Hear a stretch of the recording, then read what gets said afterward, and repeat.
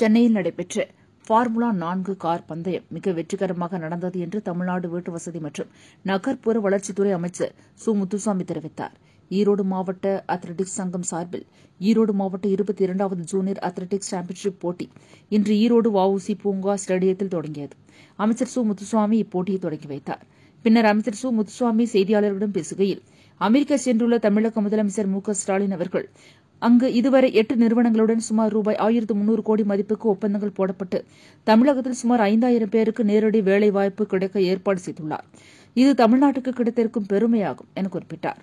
விளையாட்டுத் துறையில் நமது தமிழக மாணவ மாணவியர் மென்மேலும் முன்னேறி வர வேண்டும் என்ற நோக்கத்துடன் நமது முதலமைச்சரும் விளையாட்டுத்துறை அமைச்சர் உதயநிதியும் தேவையான நடவடிக்கைகளை மேற்கொண்டு வருகின்றனர் என தெரிவித்த அமைச்சர் முத்துசாமி, அண்மையில் சென்னையில் நடைபெற்ற ஃபார்முலா 4 கார் பந்தயம் மிக அருமையாகவும் மிகவும் வெற்றிகரமாக நடந்தது.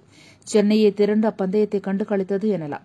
இப்படிப்பட்ட ஒரு கார் பந்தயம் ஆசிய துணை கண்டத்திலேயே கூட இதுவரை வேறெங்கும் நடந்ததில்லை என புகழும் அளவுக்கு மிகச் சிறப்பாக நடைபெற்றதற்கு அமைச்சர் உதயநிதியின் சீரிய முயற்சியே முக்கிய காரணம் என புகழாரம் சூட்டினார். அமைச்சர் முத்துசாமி மற்றொரு கேள்விக்கு பதிலளிக்கையில், அத்திக்கடவு அவிநாசி திட்டத்தின் கீழ் தண்ணீர் சரளமாக போய்க் கொண்டிருக்கின்றது. சில இடங்களில் சின்ன சின்ன இடர்பாடுகள் ஏற்பட்டால் அவற்றை உடனடியாக சரி செய்யவும் நடவடிக்கை எடுக்கப்பட்டுள்ளது என்றார் அமைச்சர் சு. முத்துசாமி. தமிழ்நாடு முதலமைச்சர் அவர்கள் அமெரிக்கா சென்றிருக்கிறார்கள். இந்த சில நாட்களிலேயே 8 நிறுவனங்களோடு 1300 கோடி ரூபாய்க்கு ஒப்பந்தம் போடப்பட்டிருக்கிறது. அத்தனையும் தமிழ்நாட்டுக்கு வருகிற மிகப்பெரிய ஒரு இண்டஸ்ட்ரி. அதில் ஏறத்தாழ 5000 பேருக்கு நேரடியாக வேலை கிடைப்பதற்கான ஏற்பாடும் செய்யப்பட்டிருக்கிறது. 14ஆம் தேதி வரை அங்கே இருக்கிறார்கள். எனவே அதற்குள்ளாக இன்னும் பல ஆயிரம் கோடி ரூபாய்க்கான ஒப்பந்தம் கண்டிப்பாக மாண்பு முதலமைச்சர்கள் போடுவார்கள். அது தமிழ்நாட்டிற்கு கிடைத்திருக்கிற மிகப்பெரிய ஒரு பெருமை, ஒரு உயர்வு என்பதையும் இந்த நேரத்தில் நான் தெரிவித்துக் கொள்ள விரும்புகிறேன்.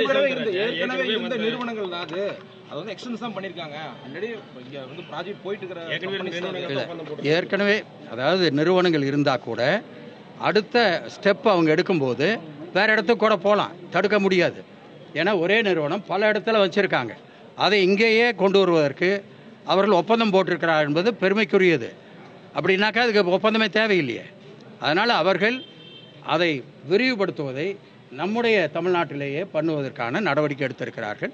1300 கோடி ரூபாயை அவர்கள் இந்த 2-3-4 நாட்களுக்குள்ளே ஈர்த்திருக்கிறார்கள். எனவே இன்னும் பல திட்டங்களை செய்வதற்கு நடவடிக்கை எடுத்துக்கொண்டிருக்கிறார்கள். அதெல்லாம் வந்த பின்னாடி அது வந்த பின்னாடி அதற்கான நடவடிக்கை எடுப்பாங்க. இன்னும் வேலையே பாதியில் தான் இருக்குது. 14ஆம் தேதி வரை அங்கே இருக்கிறார்கள். முடிச்சுட்டு வரட்டும், வெள்ளை அறிக்கை நாம் கொடுக்கலாம். ஃபார்முலா 4 கார் பந்தயம் மிக அருமையாக நடந்தது. சென்னையே அங்கே கூடி நின்று அவர்கள் பார்த்து மகிழ்ச்சி அடைந்தார்கள். இன்னும் சொல்லப்போனால் இந்தியாவிலே மட்டுமல்ல, ஆசிய துணை கண்டத்திலேயே வேறு எங்கேயும் நடக்காத அளவிற்கு மிக சிறப்பாக அது நடந்திருக்கிறது. அதற்கு காரணம் அவர் எடுத்துக்கொண்ட முயற்சி. பல சங்கடங்கள், பல பிரச்சனைகள் இருக்கும் என்று உங்களுக்கு தெரியும். அத்தனையும் சரி செய்து அவர்கள் அந்த பந்தயத்தை மிக அருமையாக நடத்தியிருக்கிறார்கள். அதேபோல் நம்முடைய ஊரில் விளையாட்டு மைதானத்தை அமைத்து கொடுப்பதற்கு, பெரிய அளவில் அமைத்து கொடுப்பதற்கு தளபதி அவர்கள் ஏற்பாடு செய்திருக்கிறார்கள். உதயநிதி அவர்களும் அதற்கு நமக்கு ஆதரவை தந்திருக்கிறார்கள். அதையெல்லாம் செய்வதற்கு நிச்சயமாக நம்முடைய அரசாங்கம் நடவடிக்கை எடுக்கும் என்பதை தெரிவித்துக் கொள்கிறேன். ஈரோடு மாவட்ட தடகள சங்கம் ஏறத்தாழ ஒரு 25 ஆண்டு காலமாக மிக சிறப்பாக நடந்து வருகிறது. அவர்கள் ஒவ்வொரு நிகழ்ச்சியும் முன்னெடுத்து சிறப்பாக செய்து கொண்டிருக்கிறார்கள். ஏறத்தாழ 22 ஆண்டுகள் மாவட்ட போட்டியை நடத்தி அவர்கள் இந்த விளையாட்டு வீரர்களை ஊக்குவித்திருக்கிறார்கள். அதேபோல் 5 முறை மாநில போட்டியும் இங்கே நடத்தியிருக்கிறார்கள். அதுவெல்லாம் அவருடைய பெரும் முயற்சியின் காரணமாக நடந்த நிகழ்வுகள் என்பதை நான் இந்த நேரத்தில் தெரிவித்துக் கொள்ள விரும்புகிறேன். ஒரு 1000 பேருக்கு மேலே இங்கேருந்து உருவாக்கப்பட்டு அந்த போட்டியிலே அவர்கள் மிகப்பெரிய இடத்தை எட்டி பிடிக்கிற ஒரு வாய்ப்பை உருவாக்கி தந்திருக்கிறார்கள். ஏறத்தாழ 100 பேருக்கு மேல் தேசிய வீரர்களாக உருவாக்கப்பட்டிருக்கிறார்கள். 20 பேருக்கு மேலே சர்வதேச வீரர்களாக உருவாக்கப்பட்டிருக்கிறார்கள். அது மட்டுமல்ல, வித்யா ராமராஜன் இங்கே நம்முடைய ஈரோடு இந்த விடுதியிலே தங்கி அவர்கள் பயிற்சி பெற்றவர்கள். இன்றைக்கு பிரான்சிலே நடந்த ஒலிம்பிக் அதில் இந்தியாவிற்கும் தமிழ்நாட்டிற்கும் நம்முடைய ஈரோட்டிற்கும் பெருமையை சேர்க்கிற அளவிற்கு அவர்கள் சாதனையை செய்திருக்கிறார்கள். அதே போல் 2ஆம் தேதி பெங்களூரில் நடந்த அந்த போட்டியிலே 400 மீட்டர் ஓட்டப்பந்தயத்தில் அவர்கள் சாம்பியனாக வந்திருக்கிறார்கள். இதுவெல்லாம் நம்முடைய ஈரோடு சங்கத்திற்கு சேருகிற பெருமை என்பதை இந்த நேரத்தில் நான் தெரிவித்துக் கொள்ள விரும்புகிறேன்.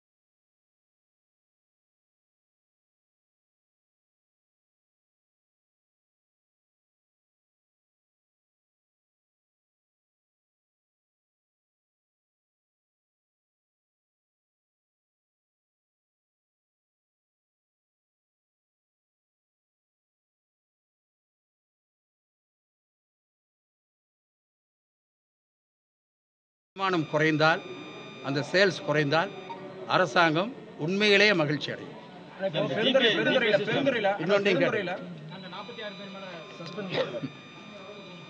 அதாவது கூடுதல் விலைக்கு விற்கக்கூடாது என்று மிக எச்சரிக்கையாக அவர்களுக்கு சொல்லப்பட்டிருக்கிறது. ஆனால் அதே நேரத்தில் நான் இங்கே உண்மையை சொல்ல வேண்டும், அவர்களுக்கு பல பிரச்சனைகள் இருந்தது. ஒன்று, அவங்க கரண்ட் பில் கட்ட வேண்டியது, வாடகை கொடுக்க வேண்டியிருந்தது,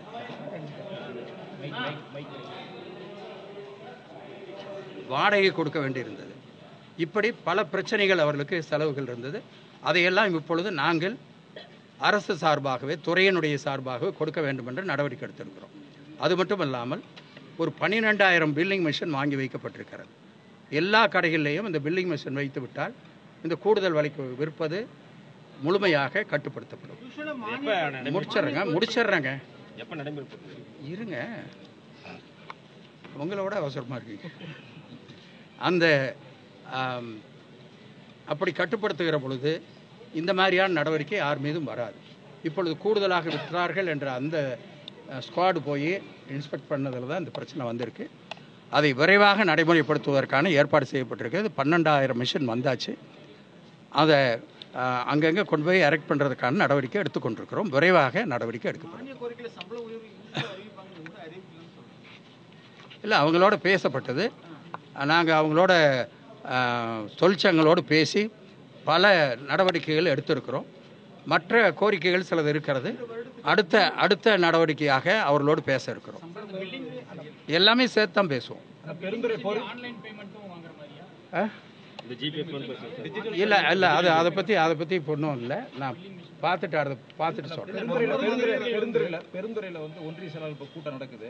அந்த பகுதியை சேர்ந்த முன்னாள் அமைச்சர் தோப்பு வெங்கடாச்சலம் வந்து கட்சியில் சேர்ந்து 4 வருடங்கள் ஆயிடுச்சு. பதவி ஏதோ ஒரு பொறுப்பு எதுவும் தரலைங்கிற இல்லை, அதெல்லாம் கட்சிக்குள்ள நடக்கிற விஷயம். அது வந்து இப்படி பேசுறது கூடாது. அது கட்சிக்குள் நடக்கிற விஷயம். அவர் வந்து ஒரு முன்னாள் அமைச்சர், எந்த பணியை எடுத்தாலும் சிறப்பாக செய்யக்கூடியவர். அவர் நிச்சயமாக சிறப்பான இடத்தில் தான் இருக்கிறார். எனவே அது வந்து இங்கே பேசக்கூடிய விஷயம் அல்ல. அது தலைமையில், கட்சியில், அறிவாலயத்தில் பேச வேண்டிய விஷயம்.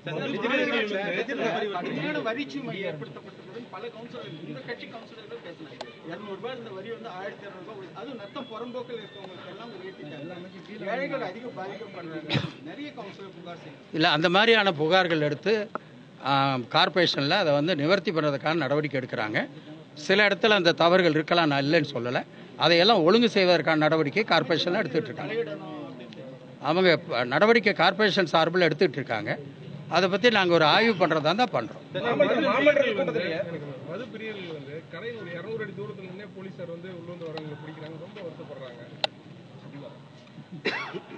இதை ஒரு செய்தியை எடுத்துக்கிறேன், என்னன்னு விசாரிச்சுட்டு நான் சொல்றேன்.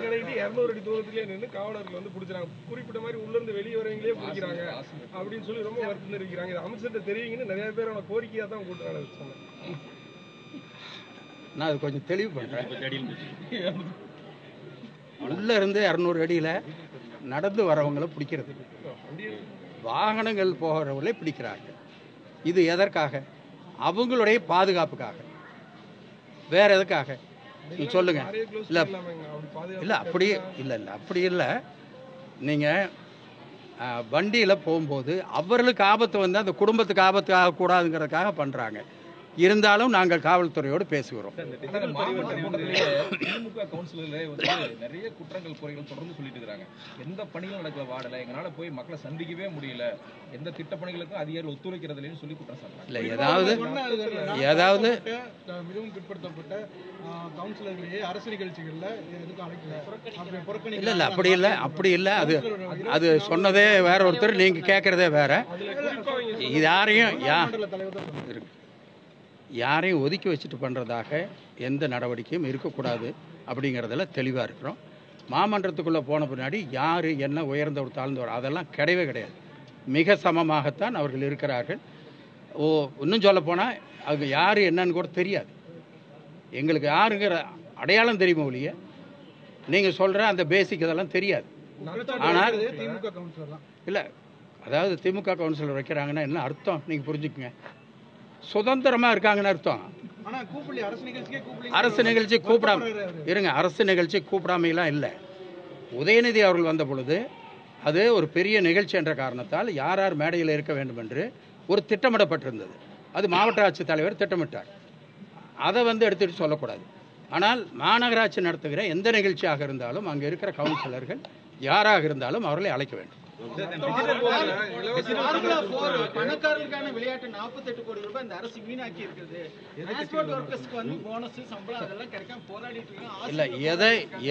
இல்ல எதை பண்ணினாலும் அதுக்கு ஒரு குற்றச்சாட்டு சொன்னா, மிக தமிழ்நாடு முதலமைச்சர் அவர்கள் அமெரிக்கா சென்றிருக்கிறார்கள். இந்த சில நாட்களிலேயே 8 நிறுவனங்களோடு 1300 கோடி ரூபாய்க்கு ஒப்பந்தம் போடப்பட்டிருக்கிறது. அத்தனையும் தமிழ்நாட்டுக்கு வருகிற மிகப்பெரிய ஒரு இண்டஸ்ட்ரி. அதில் ஏறத்தாழ 5000 பேருக்கு நேரடியாக வேலை கிடைப்பதற்கான ஏற்பாடும் செய்யப்பட்டிருக்கிறது. 14ஆம் தேதி வரை அங்கே இருக்கிறார்கள். எனவே அதற்குள்ளாக இன்னும் பல ஆயிரம் கோடி ரூபாய்க்கான ஒப்பந்தம் கண்டிப்பாக மாண்பு முதலமைச்சர்கள் போடுவார்கள். அது தமிழ்நாட்டிற்கு கிடைத்திருக்கிற மிகப்பெரிய ஒரு பெருமை, ஒரு உயர்வு என்பதையும் இந்த நேரத்தில் நான் தெரிவித்துக் கொள்ள விரும்புகிறேன்.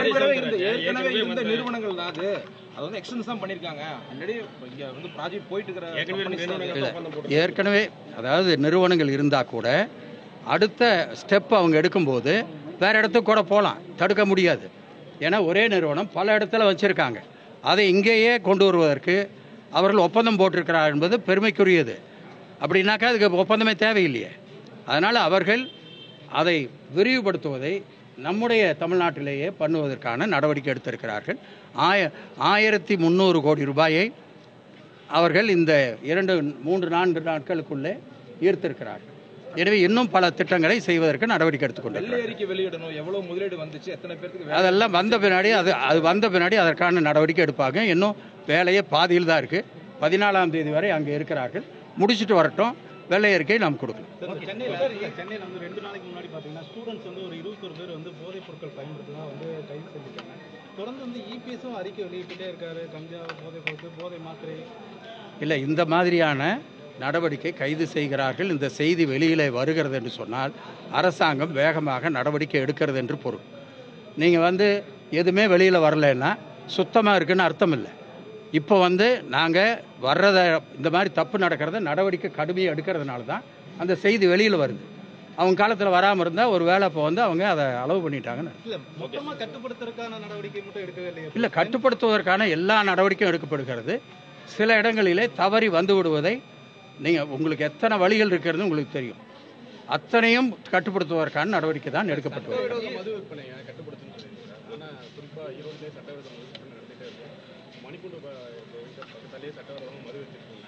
இல்லை, இதை பற்றி ஒரு ரெவ்யூவே வந்தது. அந்த ரெவ்யூவில் ஹோம் செக்ரட்டரி எங்களுக்கு சொன்னது, இந்த இடத்துல கடுமையாக நடவடிக்கை எடுக்கிறவங்க பட்டியலே எனக்கு கொடுத்துருக்காங்க. நான் ஒரு 2-3 நாள் கழிச்சு அதை வெளியிடுறேன்.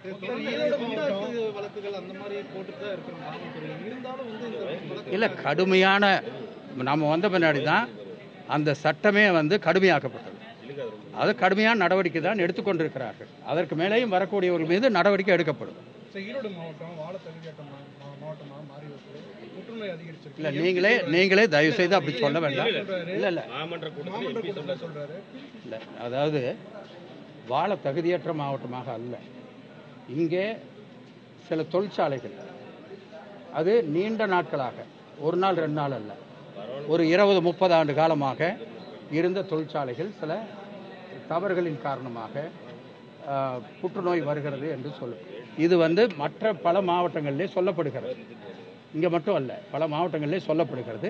அதை கட்டுப்படுத்துவதற்காக ஒரு 2 நாளில் மாவட்ட ஆட்சித்தலைவருடைய அலுவலகத்திலே நாங்கள் மீட்டிங் நடத்த இருக்கிறோம். அதற்கு ட்ரீட்மெண்ட் பிளான்ட்டு இதெல்லாம் எப்படி அமைப்பது என்பதை பற்றி அவர்கள் ஒரு டீட்டெயில்ஸ் எடுத்து வச்சிருக்காரு கலெக்டர். அதை வச்சுக்கிட்டு பேசி நடவடிக்கை எடுக்க இருக்கிறோம். எனவே வாழ தகுதியற்றதுன்னு சொல்கிறத நான் ரொம்ப வருத்தப்படுறேன்.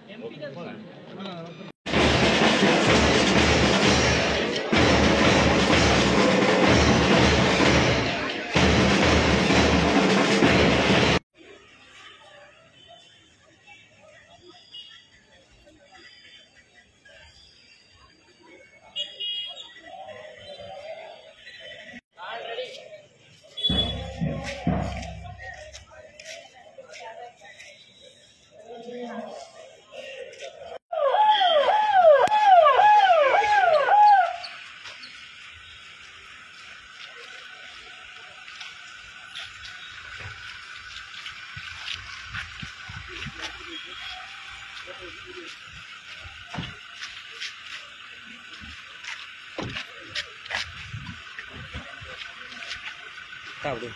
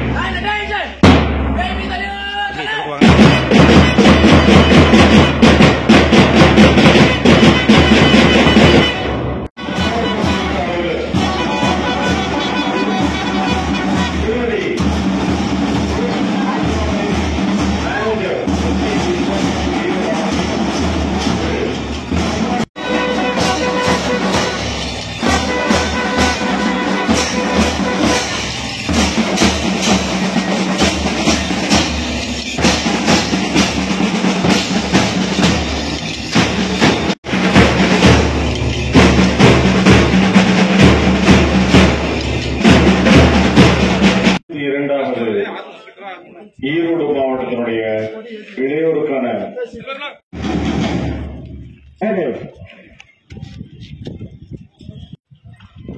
விளையாட்டு போட்டிகளை துவக்கி வைக்கும் வண்ணம் கொடியேற்றி வைத்து அதற்கு சிறப்பு செய்கின்றார்.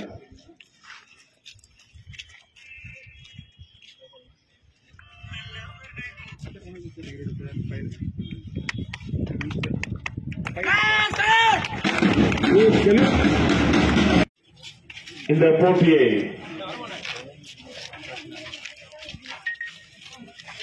மதிப்பிற்கும் அன்பிற்கும் உரிய அமைச்சர் ஐயா அவர்களை அன்போடு கேட்டுக்கொள்கின்றோம்.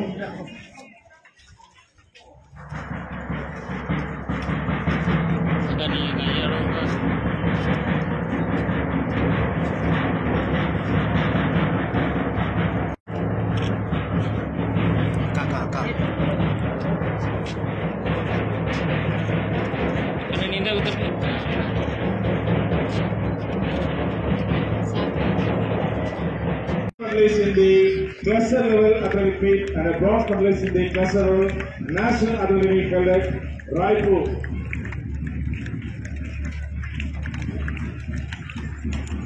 The torch is handed over to our Sadhana, ACAT athlete who is studying at CSA Girls High Secondary School Hero, as Suleiman high jumper in the 37th National Junior Athletic Meet held at Guwahati, Assam. Also here, Junior National representing Coimbatore 1.68 meters was also got a gold medal in the SJP. Chandrapur, Maharashtra. அடுத்த டீமில் இருந்தும் நபர் KK Ananya, Hyderabad Athletic Academy, and recently champion in the junior state level. Recently concluded junior state level.